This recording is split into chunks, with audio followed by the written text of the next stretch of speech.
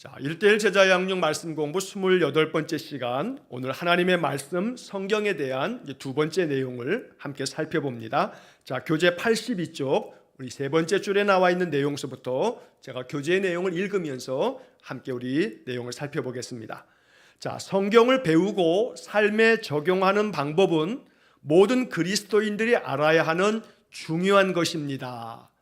자, 우리가 이렇게 성경을 배우고 그 배운 성경의 말씀을 가지고 나의 삶 속에 이 성경의 말씀의 교훈을 따라서 내 생활 속에 적용하는 것, 이게 이 성도의 삶에서 대단히 중요한데, 그렇기 때문에 말씀을 배우면 이 말씀을 어떻게 적용해야 할 것인가 라고 하는 것들을 우리가 이제 살펴보는 것입니다.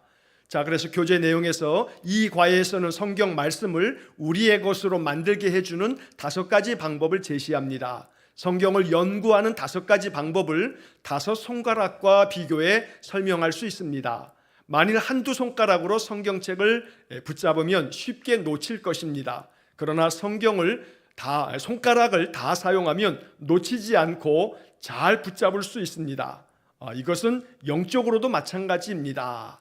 자, 그래서 여러분 교재 그 중간에 보게 되면 그림이 하나 있을 겁니다. 자, 우리의 이 손이 이렇게 성경책을 붙잡고 있는 이제 그림이 있는데, 자, 여러분 교재가 있으신 분들은 이제 교재를 보시면 되겠고, 자, 이제 유튜브로도 또 이제 화면을 통해서도 이 그림을 보여드리겠습니다.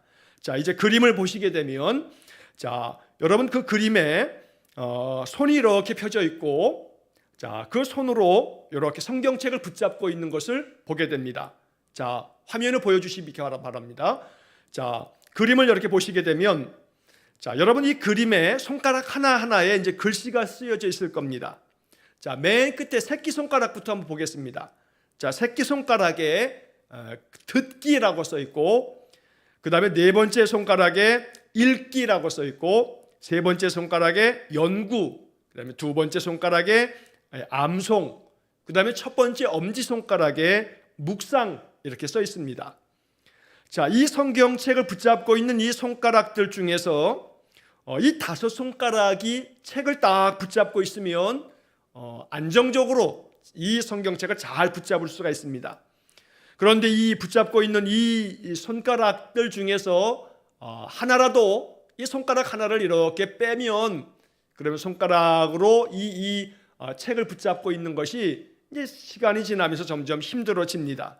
그래서 이 5 손가락을 다 사용해서 이렇게 성경책을 붙잡고 있는 그런 그림으로 하나님의 말씀을 우리가 어떤 방법으로 하나님 말씀을 배우며 또 연구하고 그 말씀을 통해서 하나님의 음성을 들을 수 있는가라고 하는 5가지의 방법을, 여기 제시되어져 있는 이 5가지의 방법을 우리가 이제 몇 주 동안에 배우게 되는 것입니다. 자, 여러분 여기 그림을 보시게 되면 이 그림에서 엄지손가락이 아래로 이렇게 내려가 있으면서 위에 있는 4개의 손가락을 이렇게 지탱해 주면서 도움을 줍니다.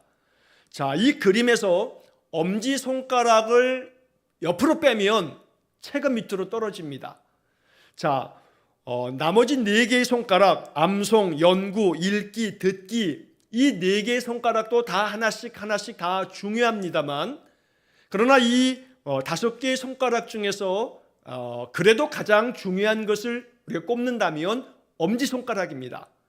여러분 4개의 손가락이 옆에 있어도 엄지손가락이 있어야 이 나머지 2째, 3째, 4째, 5째 손가락까지를 같이 이렇게 딱 붙잡아주는 역할을 엄지손가락이 하는 겁니다. 자, 그림을 이렇게 그려놓은 까닭은, 그래서 이 엄지손가락은 묵상이라고 하는 그런 글이 써 있는 것은, 묵상이 그만큼 나머지 암송, 연구, 읽기, 듣기, 이 모든 것들과 함께 묵상이 병행이 될 때, 묵상이 함께 이루어질 때 성경책을 우리가 균형 있게 잘 붙잡을 수 있다라고 하는 그런 그림이 되겠습니다. 그래서 여기서 이 그림에서 5 손가락에 적혀져 있는 듣기, 읽기, 연구, 암송, 묵상 다 하나씩이 매우 소중한 성경의 말씀을 우리가 내 것으로 만들 수 있는 중요한 방법들인데, 그 중에서도 묵상은 아주 대단히 중요하다라고 하는 것을 우리가 기억하면서 이제 내용을 하나씩 살펴보겠습니다. 자, 이제 그림은 이제 내려놓으시고, 자, 여러분 이제 교재를 보시게 되면 그 글 속에 중간쯤에 이런 내용이 또 이어서 나옵니다.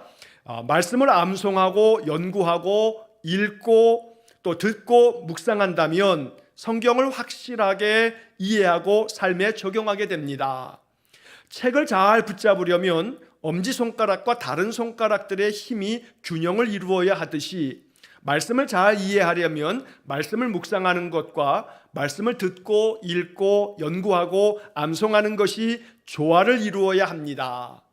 자, 균형을 이루는 것이 중요하고 조화를 이루어야 되는데 그러기 위해서 듣기, 읽기, 연구, 암송 그리고 묵상이 이것이 균형 있게 이루어져야 하고 또 그 가운데서도 묵상을 통해서 이 나머지 4개의 것들을 오히려 또 조화롭게 잘 만들어 가려면 묵상이 이 모든 것들을 아우르는 것이다 라고 하는 것을 우리가 기억하면서 이제 하나씩 어떻게 하면 이 5가지의 방법을 우리가 생활 속에서 우리 신앙생활 속에서 이것을 잘 할 수 있는가라고 하는 구체적인 내용들을 함께 좀 배워가도록 하겠습니다. 자, 첫 번째 듣기입니다. 여러분 교재 82쪽에 밑에 이제 그림 밑에 보시면 자, 듣기. 자, 이 듣기에 대한 부분에서 이제 제시된 성경 구절이 로마서 10장 17절 말씀입니다. 자, 로마서 10장 17절 말씀이 교재에도 적혀 있는데 그러므로 믿음은 들음에서 나며 들음은 그리스도의 말씀으로 말미암았느니라. 자, 여기서 앞부분에 믿음은 들음에서 나며 여기 좀 밑줄을 좀 거놓으시면 좋겠습니다. 믿음은 들음에서 난다. 여러분 이것은 신앙생활을 하시면서 설교를 들을 때마다 자주 이렇게 듣게 되는 그런 구절 중에 하나죠. 자, 믿음은 들음에서 나온다. 그러니까 듣는 것을 잘해야 한다라고 하는 말씀들을 우리가 자주 듣게 되는 겁니다.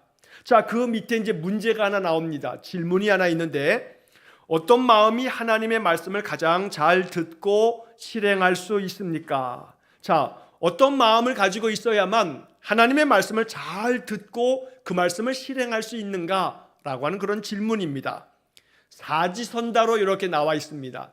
이 4가지가 다 필요하다는 것이 아니라 이 4가지 중에 어느 것이 하나님의 말씀을 가장 잘 들을 수 있는 마음이냐라고 하는 그런 질문입니다. 여러분 4가지 중에서 어떤 것이 답이겠습니까? 교재에 누가복음 8장 15절 말씀이 제시가 되어져 있습니다. 자, 누가복음 8장 15절 말씀을 찾아보면 이런 말씀이 기록되어 있습니다. 좋은 땅에 있다는 것은 착하고 좋은 마음으로 말씀을 듣고 지키어 인내로 결실하는 자니라. 자, 이 누가복음 8장 15절에 답이 제시되어져 있죠.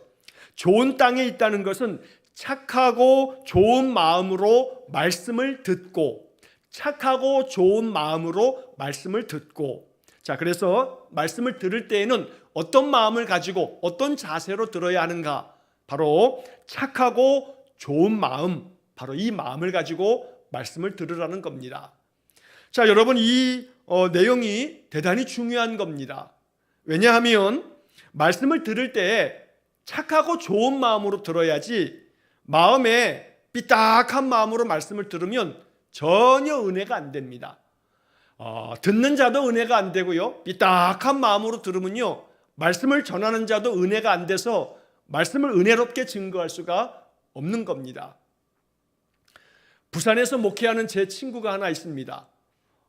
그 친구가 그 교회에 목회를 하다가 몇 년 전에 그 교회를 그냥 사임하고 다른 곳에서 부산 다른 곳으로 옮겨서 교회를 개척을 했습니다.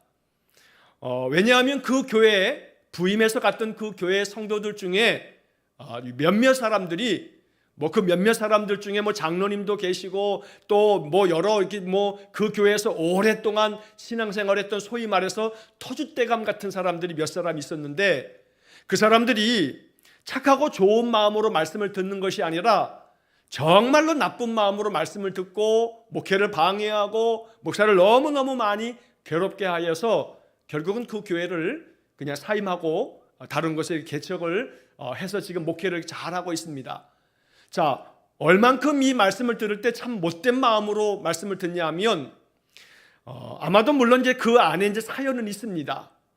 목회를 함에 있어서 목사님이 자기들이 이렇게 원하는 바가 있는데 근데 자기들 원하는 대로만 하겠다고 막 이 사람 저 사람 주장을 하니까 제 친구 목사가 뭐 이 사람 저 사람 자기들 하겠다는 말, 그것이 뭐 통일된 말도 아니고 하나가 된 하나의 마음도 아니고, 그러다 보니 이 사람 말 들을 수도 없고 저 사람 말 들을 수도 없고, 그러니까 목사가 자기가 생각하는 바를 성도들에게 설명을 하고 이렇게 교회는 해야 된다라고 하면서 이 목사가 주관을 가지고 목회를 하다 보니까 어느 쪽에서는 이건 이래서 그렇고 저건 저래서 그렇고 그러면서 반대를 하고 막 그러면서 목회를 방해하기 시작하는데, 자, 설교 시간에 몇몇 사람들이, 어떤 한두 사람들은 이렇게 예배당 앞에 딱 앉아가지고 신문지를 하나 가져와가지고 설교 시간에 신문지를 이렇게 펼쳐놓고 신문을 갖다가 소리를 내서 찰칵 뭐 신문 넘기는 소리 여러분 아시죠? 신문을 이렇게 넘겨가면서 목사의 설교하는 시간에 그러고 앉아 있는 겁니다. 여러분, 이게 지어낸 얘기가 아니고 진짜 있는 얘기입니다. 제 친구가 그래서 거기서 더 이상 목회할 수가 없어서 그 교회를 그냥 사임하고 그냥 다른 곳으로 옮겨서 개척을 했던 겁니다. 자, 착하고 좋은 마음으로 말씀을 들어야 그 말씀이 내게 은혜가 되는데, 예배를 방해하려고 하는 그런 마음이 아니고서야 목사가 설교하는 그 설교 시간에 여러분 신문지 가져가서 그 커다란 신문지를 옆으로 막 소리내서 넘기면 이게 무슨 마음이겠습니까? 그런 마음으로 말씀을 듣는다고 한다면 그것은 자기 자신에게도 아무런 유익이 없고 오히려 다른 성도들의 예배까지 방해하는 그런 아마 악한 그런 행동임에 분명합니다. 자, 그런 것처럼 그러한 사람들이 그렇게 많다고 말할 수는 없겠습니다만, 성경의 우리가 말씀을 들을 때, 그 말씀을 들을 때 우리가 가져야 할 것은 착하고 좋은 마음으로 들어야 한다. 목사가 이야기하는 설교의 말씀을 들을 때에도 저 말씀이 나에게 양약이 되는 말씀이야, 하나님께서 목사를 통해서, 목사의 묵상을 통해서 내게 주시는 주님의 음성이야 라고 하는 마음으로 들어야지 그것이 은혜가 되는 것인데, 그렇지 않으면, 착하고 좋은 마음으로 듣지 않으면 그러면 어떤 일이 벌어지냐면 시험에 듭니다. 말씀을 들으면서도 시험에 들 수가 있습니다. 아마 여러분들이 신앙생활을 하시면서 말씀 듣다가 시험에 들었던 그런 일들을 경험해 보신 분도 있을지 모릅니다. 그러나 여러분, 말씀을 들을 때 시험에 든다면 다시 한번 그 상황을 잘 묵상하고 생각해 볼 수 있어야 합니다. 물론 간혹 목사들이 강단에서 자기 이야기를 해대면서 교인들을 직접적으로 언급하면서, 심지어 어떤 목사님들은 참 못된 마음이죠. 말씀을 전할 때에는 오직 말씀에만 집중하고 말씀만 전해야 되는데, 자기 이야기하면서 자기 생각 전하면서 그러면서 자기 생각 가운데 교인들 중에 어떤 사람들이 이 사람은 이래서 못됐다, 당신 왜 그러느냐, 아주 직접적으로 대놓고 그렇게 야단하는 그런 목회자들도 없지 않아 있습니다. 그러면 정말로 아무리 은혜로운 마음으로 들으려고 해도 그게 은혜롭게 들려지지 않습니다. 또 간혹 한국교회는 자주 그런 일들이 있어 왔습니다. 교회가 커다란 건물을 무리해서 짓고 난 다음에 건축 헌금을 하기 위해서 계속 예배 시간마다 헌금해야 복을 받는다고 그렇게 이야기하면, 이건 말씀을 듣는 게 아니라 그저 헌금 강요의 이야기만을 듣는 꼴이 되기 때문에, 그럴 때는 정말 은혜가 안 되고 시험에 듭니다. 그러나 여러분, 그러한 어떤 몇몇 사례들을 제외하고 목사가 하나님의 말씀을 묵상하면서 하나님의 말씀을 온전히 전할 때에 그 말씀이 더러는 나에게 은혜가 되기도 하고 위로가 되기도 하고, 우리가 지난주에 보았던 것처럼 디모데후서의 말씀처럼 하나님의 말씀은 성령의 감동으로 된 것이기에 우리에게 교훈과 책망과 바르게 함과 의로 교육하기에 유익하니. 그러니까 디모데후서의 이 성경에 대한 말씀처럼 하나님의 말씀은 우리에게 영적인 교훈을 주기도 하지만 우리에게 영적으로 책망을 주기도 하는 말씀이기 때문에, 더러는 목사가 전하는 이 말씀들이 우리의 마음속에 찔림이 되기도 하고 또 나에게 책망하는 말씀처럼 들려질 수도 있습니다. 그게 바로 성경적인 그러한 말씀에 대한 이해입니다. 자, 그래서 교훈도 있고 책망도 있고 바르게 함도 있고 의로 교육하는 것에 유익한 것이 성경이다 라고 이렇게 말씀하는 겁니다. 그러나 이 성경의 말씀이 전하여졌을 때, 설교가 되어졌을 때 말씀을 듣는 이의 마음속에 이 말씀은 나에게 주시는 말씀이다 여기면서 내가 이런 부분에서 잘못되었네, 내가 이런 부분에서 생각을 좀 달리 해야겠구나, 내가 삶의 모습을, 신앙의 생활의 모습을 내가 좀 바르게 해야겠구나 라고 하는 그런 마음의 그런 뜻이 담겨져 있다면 그것을 받으면서 나 자신을 살필 줄 아는 것, 이게 말씀을 듣는 착하고 좋은 마음일 겁니다. 그러나 성경의 말씀을 전함에도 불구하고 그 성경의 말씀이 내 자신의 마음속에 찔림이 되어졌을 때, 아이고 목사가 나를 야단치더라, 나에게 그렇게 책망하더라, 그것은 결코 그 사람 한 사람만에 대한 책망이 아니라 목사 자신에게도 책망의 말씀이고 듣는 모든 사람에게도 하나님이 주시는 책망의 말씀인 겁니다. 여러분, 목회하면서 이게 정말로 어려운 부분입니다. 여러분 목사가 아니시기 때문에 이 고충을 아마 모르실 겁니다.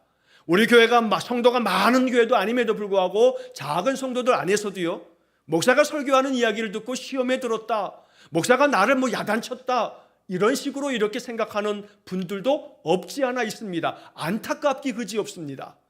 성경에 기록된 말씀만을 전하는 것이 제 본분입니다. 여러분, 십수년 동안에 이 교회를 출석하신 분들이 모든 예배에 다 참석하신 분들은 아마 아실 겁니다. 저는 심지어 예배 중에 혹여라도 헌금에 대한 부분조차도 교인들의 마음에 혹여라도 시험이 될까 싶어 성경의 말씀에 하나님께 드려지는 예물에 대한 성경의 구절이 나오면 모를까, 그렇지 않으면 헌금에 대한 부분도 제가 그렇게 강조하지 않습니다. 왜냐하면 우리 성도들이 그만큼 신앙의 연륜도 많기 때문에 헌금 생활이라고 하는 것은 내가 하나님 앞에 믿음 안에서 내가 자원하는 마음으로 내가 할 수 있는 은혜의 범주 안에서 행하는 것이기 때문에 그 부분을 굳이 강조하지 않아도 우리의 믿음을 따라서 기쁜 마음으로 자원함으로 할 수 있는 그런 범위 내에서 하는 것이 이게 바른 신앙이기 때문입니다. 성경의 말씀을 전하면서도 제가 다른 이야기를 하지 않으려고 최대한 노력합니다. 말씀을 준비할 때도 이것이 하나님의 말씀이 이것이 우리에게 유익한가 라고 하는 것들을 몇 번이고 생각하면서 원고를 다듬으면서 제 스스로 사전 검열을 하듯이 말씀을 하나씩 하나씩 생각을 해보는 겁니다. 자, 그렇기 때문에 오늘 우리가 이 누가복음 8장 15절처럼 듣기를 할 때는 착하고 좋은 마음으로 들어야 한다라고 하는 것을 여러분 꼭 기억하셔서 목사의 설교를 들을 때에도 이것은 나에게 주는 양약이다 하는 그런 마음으로 여러분 들으실 수 있기를 간절히 바랍니다. 그래서 듣기에 있어서 중요한 것은 듣는 자의 마음이 중요하다라고 하는 것을 여기서 이야기하는 겁니다. 내 마음속에 착하고 좋은 마음으로 들을 때에 그 말씀이 나에게 생명의 말씀이 되고 생명의 양식이 된다 라고 하는 것을 첫 번째로 기억을 하시고, 자, 그 다음 페이지를 보시게 되면, 자, 맨 위에 보시면 데살로니가전서 2장 13절과 사도행전 17장 11절은 설교를 듣는 태도를 가르칩니다. 각각 어떤 태도를 강조합니까? 자, 여러분, 여기 이제 데살로니가전서 2장 13절 말씀에 보면 이런 말씀이 기록되어 있습니다. 이러므로 우리가 하나님께 끊임없이 감사함은 너희가 우리에게 들은 바 하나님의 말씀을 받을 때에, 너희가 우리에게 들은 바 하나님의 말씀을 받을 때에 사람의 말로 받지 아니하고 하나님의 말씀을 받음이니 진실로 그러하도다. 이 말씀이 또한 너희 믿는 자 가운데서 역사하느니라. 자, 여기서 사도 바울이 데살로니가 교인들에 대해서 하나님께 기도할 때마다 내가 끊임없이 감사하는 마음이 있다. 어떤 걸 감사하냐면 당신들이, 바로 데살로니가 교인들이 우리가 설교의 말씀을 전할 때마다 항상 하나님의 말씀을 받을 때에 사람의 말로 받지 아니하고 하나님의 말씀을 받음처럼 그렇게 받았기 때문에 너희들 생각하면 하나님의 말씀을 정말로 잘 받아들이는 너희들에 대해서 내가 정말로 감사한 마음이 있다라고 이야기하는 겁니다. 여러분, 이것이 얼마나 중요한 건지 모릅니다. 옆에 오른쪽 여백에다가 데살로니가전서 2장 13절을 써놓으신 분들은 이 구절에다 밑줄을 좀 쳐놓으십시오. 사람의 말로 받지 아니하고 하나님의 말씀으로 받음이니, 사람의 말로 사람이 말하는 걸로 생각하지 아니하고 하나님께서 말씀하시는 거야 라고 이렇게 받을 줄 아는 그런 마음의 태도, 이게 듣기에서 대단히 중요한 겁니다. 자, 그렇기 때문에 말하는 자는 하나님의 말씀을 하는 것처럼 말해야 되는 거죠. 그래서 제 마음속에 설교에 대한 부분에서 제 나름대로의 이 마음의 이 철학은 뭐냐면 설교 시간에 다른 어떤 그런 이야기들을 많이 섞지 않는 겁니다. 예를 들면 가급적 설교 시간에 저는 예화를 많이 안 하려고 합니다. 어떤 설교에 있어서는 예화로 시작해서 예화로 끝나는 그런 경우들도 없지 않아 있습니다. 그러나 저는 설교자로서 설교에 대해서 가지고 있는 저의 생각은 예화를 굳이 한다면 성경에 있는 이야기를 가지고 예화를 써라. 가급적 여러 가지 다른 어떤 세상 속에서 우리가 얻게 되어지는 이야기들은 그저 최소한으로 하고 성경의 말씀 그 자체를 잘 해설해주고 성경의 말씀을 잘 묵상하여 그 말씀에 담겨져 있는 뜻을 잘 전하는 것이 말씀을 전하는 자의 책무다라고 생각을 합니다. 자, 그렇기 때문에 이 성경의 말씀이 이러한 뜻을 가지고 있구나, 하나님이 이러한 의미로 우리에게 말씀하셨구나 라고 하는 것들을 여러분들이 설교를 들으면서 들을 때에, 그러므로 데살로니가 교회의 교인들처럼 사람이 말하는 사람의 말로 받지 아니하고 하나님의 말씀으로 받을 줄 아는 그런 듣기, 그렇게 듣는 마음, 이것이 중요하다라고 하는 것입니다. 자, 그 다음에 사도행전 17장 11절 말씀이 나오는데 이 말씀도 대단히 중요합니다. 자, 사도행전 17장 11절 말씀에 이렇게 기록되어 있습니다. 베레아에 있는 사람들은 데살로니가에 있는 사람들보다 더 너그러워서 간절한 마음으로 말씀을 받고 이것이 그러한가 하여 날마다 성경을 상고함으로. 자, 여러분 좀 전에 데살로니가 교인들에 대한 이야기를 좀 전에 읽었죠. 데살로니가전서 2장 그 13절의 말씀처럼 데살로니가 교인들은 사도 바울로부터 말씀을 받을 때에 사람의 말로 받지 아니하고 하나님의 말씀으로 받았다는 겁니다. 자, 그런데 이 데살로니가 교인들보다 말씀에 대한 부분에서 한 단계 더 발전된 사람들이 있습니다. 바로 베레아 사람들입니다. 자, 그래서 사도행전 17장 11절에서 베레아에 있는 사람들은 데살로니가 있는 사람들보다 더 너그러워서, 데살로니가에 있는 사람들보다 말씀에 대한 부분에서 더 너그러운 마음을 가지고 이 베레아 사람들은 말씀에 대해서 열정을 가지고 간절히 사모하는 마음으로 말씀을 받은 겁니다. 자, 그래서 그 다음 이어지는 말씀에, 자, 데살로니가에 있는 사람들보다 더 너그러워서 간절한 마음으로 말씀을 받고, 여기다 밑줄을 좀 쳐놓으십시오. 간절한 마음으로 말씀을 받고 이것이 그러한가 하여 날마다 성경을 상고함으로, 날마다 성경을 상고함으로, 여기다가도 밑줄을 좀 거놓으십시오. 자, 베레아 사람들은 말씀을 받을 때 간절한 마음으로 말씀을 받았습니다. 자, 그래서 데살로니가 교인들에게서는 우리가 배워야 할 것은 설교의 말씀을 들을 때 사람의 말로 듣지 아니하고 하나님 말씀으로 듣는 자세. 자, 그 다음에 베레아 사람들에게서 배울 것은 간절한 마음으로 말씀을 받는 것. 이것이 듣기에 있어서 우리가 꼭 가져야 할 아주 중요한 말씀입니다. 자, 뿐만 아니라 사도행전 17장 11절 마지막 부분에서는 이것이 그러한가 하여 날마다 성경을 상고함으로. 여러분, 이게 참 중요합니다. 자, 성경의 말씀을 간절한 마음으로 받습니다. 말씀을 듣습니다. 그리고 난 다음에 말씀을 들으면서 이것이 그러한가 하여 라고 하는 이 구절이 새번역 성경과 쉬운 성경에서 이렇게 번역이 되어 있습니다. 그것이 사실인지 알아보려고 날마다 성경을 상고하였다. 이 새번역 성경의 번역입니다.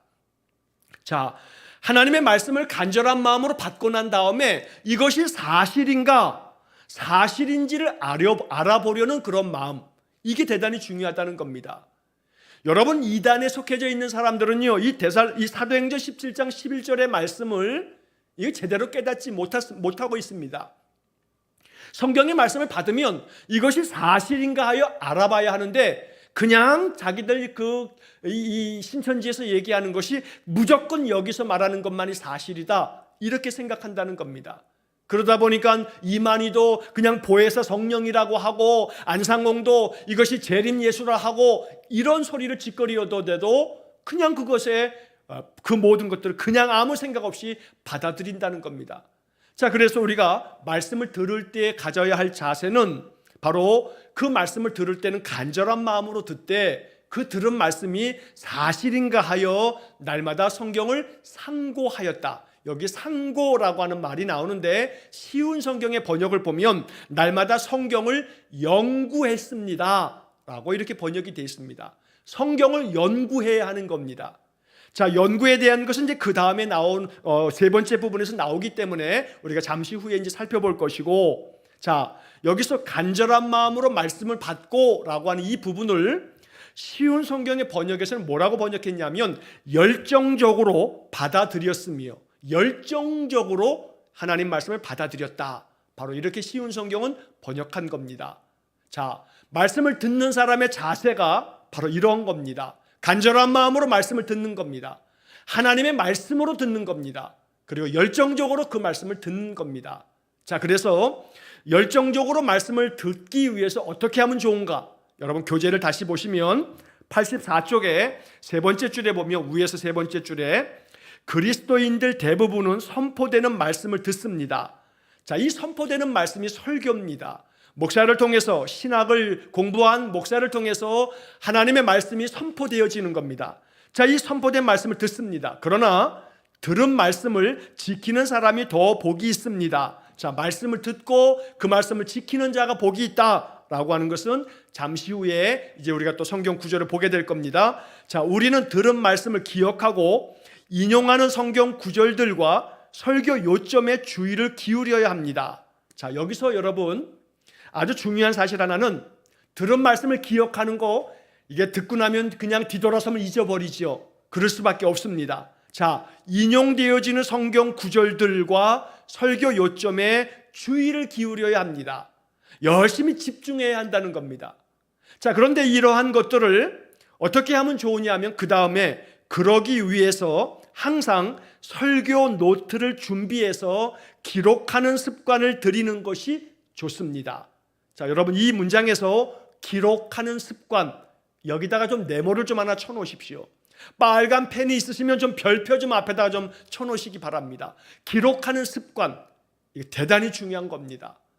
듣기에 있어서 우리가 성경의 말씀들을 선포할 때에 이 설교의 말씀을 들으면서 하나님의 말씀을 듣고 간절한 마음으로 듣고 열정적으로 듣기 위해서는 목사가 설교하는 그 설교의 내용들을 그 요점이 뭔지, 목사가 이 성경의 말씀을 어떠한 말씀으로 우리에게 전하여 주는지 그 들으면서 내 마음속에 은혜가 되어지는 것들을 기록할 수 있는 노트를 준비해서 그렇게 기록하는 습관을 갖는 것, 이게 잘 듣는 방법입니다.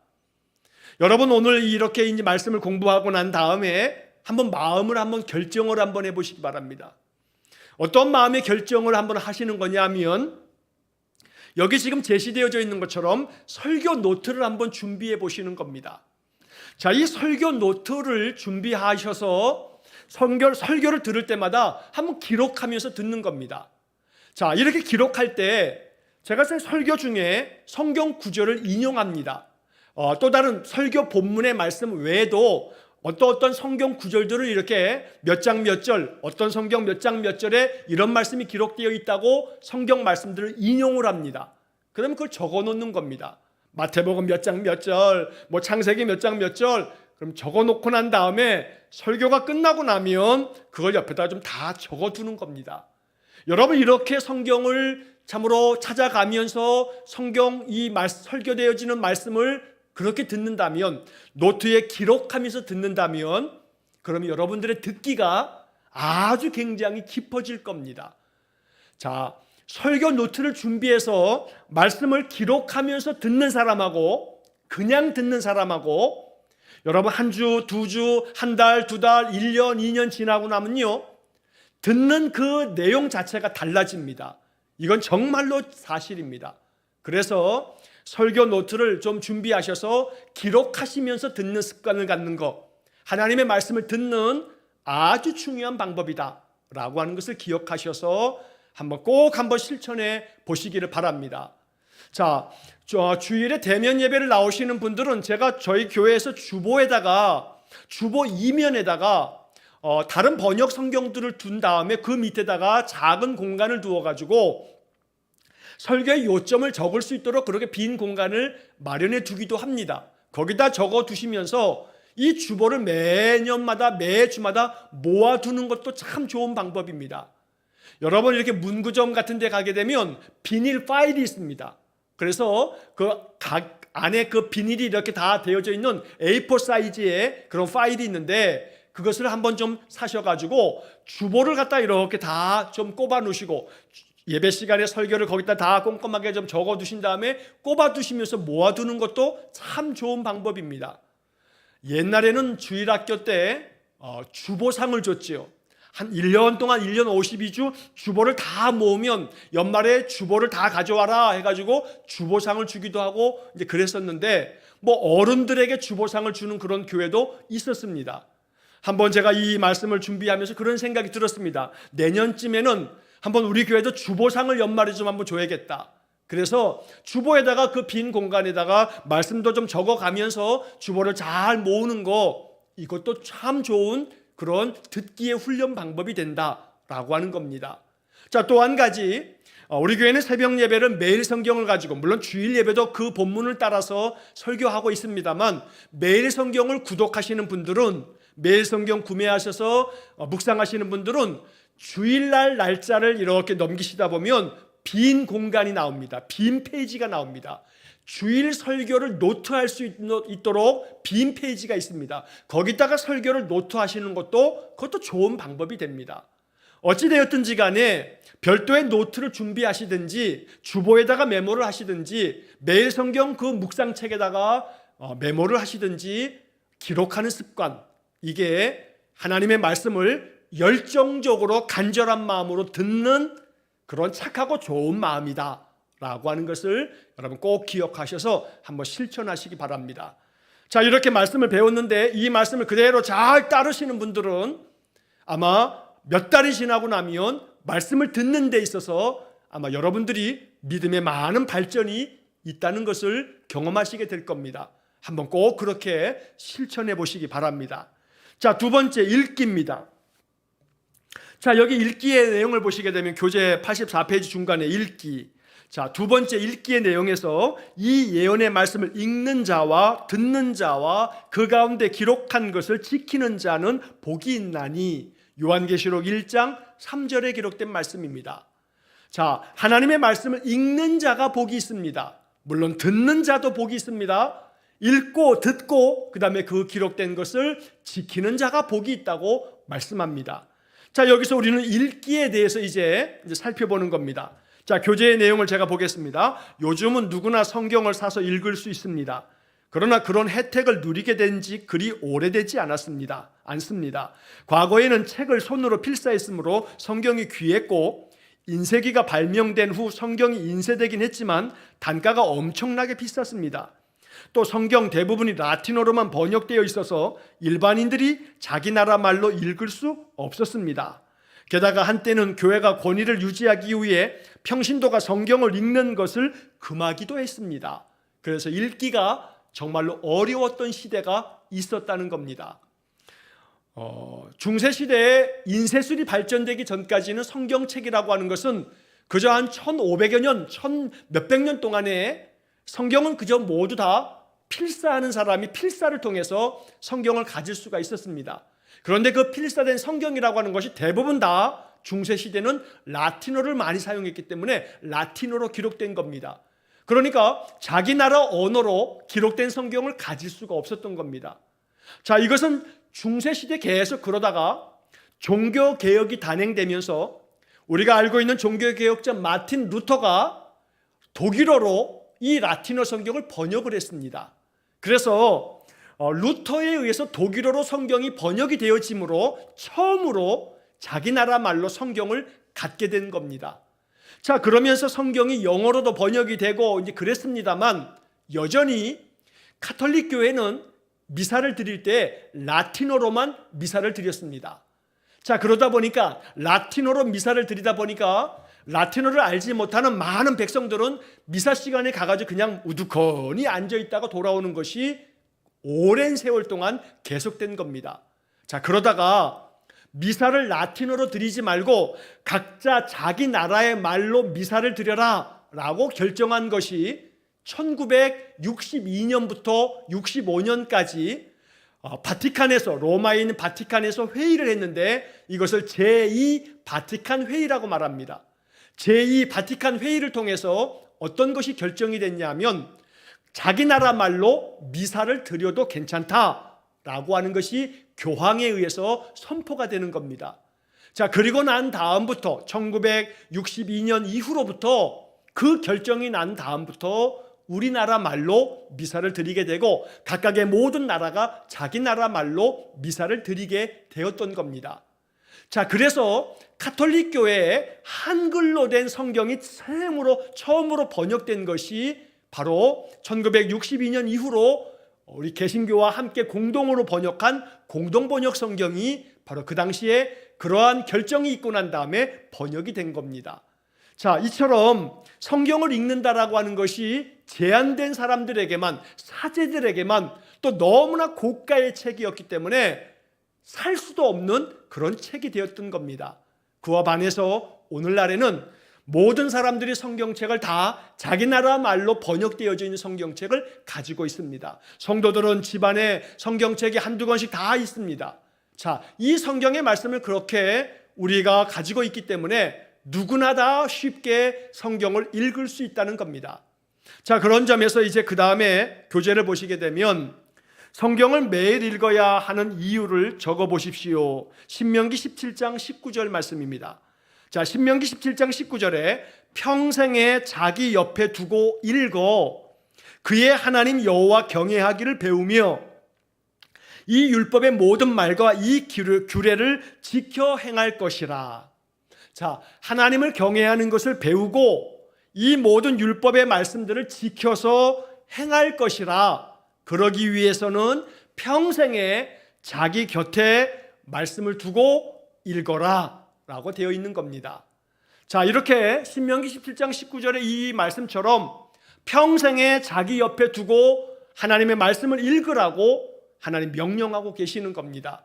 날마다 성경을 읽는 것이 우리에게 필요한 겁니다. 매일매일 읽어야 합니다. 날마다 성경의 말씀을 자기 옆에 두고 읽어가면서 하나님의 말씀을 우리가 배워가면서 하나님을 경외하는 것을 배우고 모든 성경의 말씀을 지켜 행할 때에 그러한 사람에게 복이 있다라고 요한계시록 1장 3절에서 우리에게 약속하고 계시는 것입니다.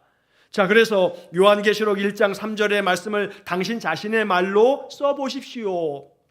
자, 이러한 질문이 나와 있는데 여러분, 이 성경의 말씀을 내가 마음 가운데 중심으로 성경의 말씀을 매일같이 평생토록 내 마음에 읽고 그 말씀을 들을 때는 간절한 마음으로 열정적으로 듣고 그 기록된 말씀들을 내가 열심히 지킬 때에 나에게 복이 있다라고 이렇게 내게 주신 말씀처럼 여러분 한번 이 요한계시록 1장 3절을 다시 한번 읽어보시고 또 그 빈 칸에다가 한번 써보시기를 바랍니다. 자, 그 밑에 있는 교재의 내용을 보시면 여기서 말하는 성경 읽기는 성경이 귀하던 시대에 공중 예배 때 성경을 낭독하던 것을 의미하지만 성경을 쉽게 구해서 읽을 수 있는 현대에는 개인적으로 읽는 것에 적용할 수 있습니다. 개인적으로 성경을 읽는 것이 하나님께로부터 복을 받는 길이라고 계시록 1장 3절을 그렇게 우리가 이해해야 한다는 겁니다. 자, 그 다음에 이제 마지막 문장에서 성경을 체계적으로 읽을 계획을 세워보십시오. 성경을 체계적으로 읽을 계획을 세워보라. 자, 여러분 이 구절에 이 문장을 한번 밑줄을 좀 그어놓으시고 성경을 체계적으로 읽을 계획을 세우는 것. 자, 이것을 마음속에 좀 결심하고 결정해야 합니다. 자, 성경 읽기를 체계적으로 한다는 것은 내가 성경 읽기를 어떻게 할 것인가 계획을 세워서 말씀을 읽어가는 겁니다. 자, 그러기 위해서 좋은 방법은 성경을 함께 통독하는 것이 참 좋습니다. 자, 그래서 우리 교회에서 여러 해 전에 매일 새벽마다 성경 일독을 위해서 1년 동안에 새벽에 성경을 통독한 적도 있었고요. 자, 올해부터는 우리가 카톡방에 제가 매일 아침 7시쯤 되게 되면 그날 읽을 성경의 이 읽을 자료를 올려드리면서 성경 그 통독한 내용을 들을 수 있도록 파일을 올려드립니다. 그러면 그것을 클릭해서 들으면서 성경 통독한 그 목소리를 들으면서 성경의 말씀을 눈으로 보면서 그날 한 15분 가까이 되는 그런 분량으로 성경을 우리가 읽어갑니다. 오늘 아침에 174일이 됐습니다. 오늘 아침 이사야 30장까지의 말씀을 읽었습니다. 연초부터 해가지고 우리가 지금 174일까지 읽었으니까 300일 동안 읽도록 되어져 있는 그러한 성경의 이 읽기 계획인데, 연말쯤 되게 되면 이 성경 말씀을 다 읽을 겁니다. 월요일서부터 토요일까지 매일 아침 한 15분 안팎의 시간을 내서 성경을 읽어갈 때, 그래서 1년 동안의 성경을 일독하는 것, 바로 이것이 이제 올 한 해 우리가 체계적으로 성경을 읽어가는 그러한 성경 읽기의 삶이 된다고 하는 것입니다. 자, 그래서 아마도 우리가 아침마다 6시부터 새벽 기도회 하고 6시 40분쯤 새벽 기도회 끝나고 나면 한 20여 분 동안에 묵상하시면서 또 기도도 하시다가 7시 딱 되게 되면, 그러면 성경 통독을 제가 올려드리면 이것을 들으면서 또 성경 통독 한 15분 정도 성경 통독하고, 이렇게 우리 교회 많은 분들이 이렇게 성경 읽기에 올 한 해 열심으로 참여하고 있습니다. 지금까지 참여한 분들이 빠짐없이 오늘까지 다 성경을 다 이렇게 꾸준히 읽어가고 있습니다. 이 방법이 성경 읽기에 참 좋은 방법이라고 생각이 됩니다. 그래서 매년 이런 방법을 통해서 우리가 한 15분씩만 내면 1년에 성경 일독을 할 수 있는 이 방법을 앞으로도 계속할 그런 생각이 있습니다. 자, 이처럼 성경 읽기의 방법은 체계적으로 꾸준하게 읽어가는 것이 중요하다라고 하는 것을 여러분 기억하시면 좋겠고, 자, 그래서 1년에 한 번 정도씩은 성경을 통독하는 것, 자, 이런 방법으로 성경 읽기에 더 힘을 쏟는 것, 이것이 우리에게 아주 중요한 하나님의 말씀 성경을 내 것으로 삼는 그런 중요한 방법이다라고 하는 것을 여러분 꼭 기억하시기를 바랍니다. 자, 이제 그 다음에 이제 연구에 대한 부분이 있고, 그 다음에 암송과 묵상이 있는데, 이것은 다음번 시간에 진행하도록 하겠습니다. 연구에 대한 부분에서는 함께 나누어야 될 내용들이 많기 때문에 오늘은 성경 듣기와 설교 말씀을 듣는 것과 또 성경을 읽는 것에 대한 부분만 우리가 살펴봅니다. 여러분 이 내용들을 다시 한번 생각해 보시면서 늘 항상 간절한 마음으로, 항상 착하고 또 좋은 마음으로 열정적으로 하나님 말씀을 듣기 위해서 늘 기도하시고, 또 하나님의 말씀을 읽는 삶도 늘 성경 통독의 삶을 통해서 늘 하나님께로 나아가는 그런 복된 삶이 되시기를 간절히 축원합니다. 자, 한 가지 안내 말씀 드리는 것은 다음 주는 제가 한 주간 동안에 좀 휴가를 좀 보내려고 합니다. 그래서 다음 주 수요일은 한 주 쉬려고 합니다. 다음 주 수요일은 수요 예배가 없으니까 여러분 그렇게 양해해 주시기 바라고, 그 다음 주에 84페이지의 마지막 부분에 연구, 그 다음에 또 암송, 그 다음에 묵상, 나머지 부분들을 살펴보도록 하겠습니다. 다음 주 한 주는 여러분 개인적으로 또 말씀 생활 하시고, 그 다음 주에 또 수요일 날 공부를 이어가도록 그렇게 하겠습니다. 자, 잠깐 기도하고 마치겠습니다. 사랑이 많으신 아버지 하나님, 우리에게 선물을 주셨는데 가장 귀하고 소중한 선물, 바로 기록된 말씀 성경을 주셨으니 이 기록된 말씀을 통해서 하나님의 음성을 들을 줄 아는 우리 성도들 되게 해 주옵소서. 그래서 이 성경의 말씀을 내가 신앙의 삶에서 어떻게 이용하는 것이 가장 귀하고 아름다운 일인지를 배워갑니다. 늘 하나님의 말씀을 듣는 일에 있어서 착하고 좋은 마음으로, 열정적으로 간절한 마음으로 듣는 우리 성도들 되게 해 주옵소서. 그래서 데살로니가 교인들처럼 사람의 말로 듣지 아니하고 하나님의 말씀으로 듣는 그런 마음을 우리에게 허락해 주시고, 또한 듣는 말씀뿐 아니라 성경의 말씀을 늘 가까이에 두어 읽으면서 기록된 말씀을 읽어갈 때에 그 속에 성령의 감동이 있도록 은혜를 내려 주옵소서. 말씀에 대한 열정을 주심으로 말씀을 듣는 일과 말씀을 읽는 일과 또 그 말씀을 연구하고 암송하고 묵상하는 삶을 통해서, 말씀을 통해서 하나님의 능력을 덧입는 우리 모든 성도들 되게 해 주옵소서. 예수님 이름으로 기도하옵나이다. 아멘. 우리 구주 예수 그리스도의 은혜와 하나님 아버지의 극진하신 사랑과 성령의 교통하심이 하나님의 음성으로 기록된 말씀을 통해서, 선포된 말씀을 통해서 하나님 말씀을 듣기를 간절히 소원하는 머리 숙인 귀한 성도들 위에와 또한 저들의 모든 신앙의 삶 속에 영원토록 함께 하시길 축원하옵나이다. 아멘.